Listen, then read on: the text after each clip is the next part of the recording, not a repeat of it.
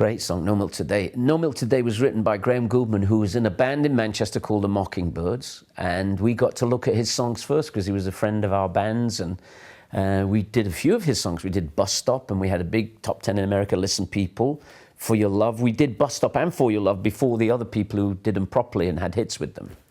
You know, we thought we couldn't really get Bus Stop, so we gave it to the Hollies, and when it was #1, we stopped talking to them. And then we gave the Yardbirds For Your Love, and when that was #1, we stopped talking to them as well. They weren't friends anymore. But we did Listen People, which was top 5 in America. We did No Milk Today, which is still Herman's biggest selling single. Amazing. Well, There's a Kind of Hush was probably, I think in music, it was defining in the way that was right before before heavy metal, the Trios and the Cream and all those people came in and just washed all that music out of the way. You know, that's when the Who broke on that tour. They were on our tour when they broke. They were on a Herman's Hermits tour in the United States. We brought them over here so that they could make it, because they would play to 1 million people.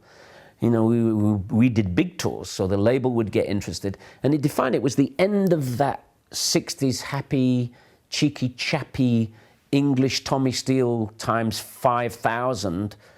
That was the end of it. And it was defined, you know, that's when the Beatles started to fall out with each other. And it was the end of that kind of whatever it was that Elvis Presley maybe started, or maybe Little Richard, that whole like little run on ram bam balloon bam balam bam boom ended there. And it became back to square one. And it was like In My White Room and different. Around 1967, it all happened around then. That's when San Francisco took off. Around the time that There's a Kind of Hush was in the charts. And it was the end of that period. It all became, if you're going to San Francisco, all that stuff came to replace the cheeky, chappy pop singers people. You know, it was all heads down and dong, dong, dong, dong, dong, dong.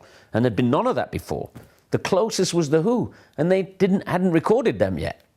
They were still doing, The Who opened, when they came on tour with Herman Soames, they had Pictures of Lily and Barbara Ann by the Beach Boys. That was their songs. Every day is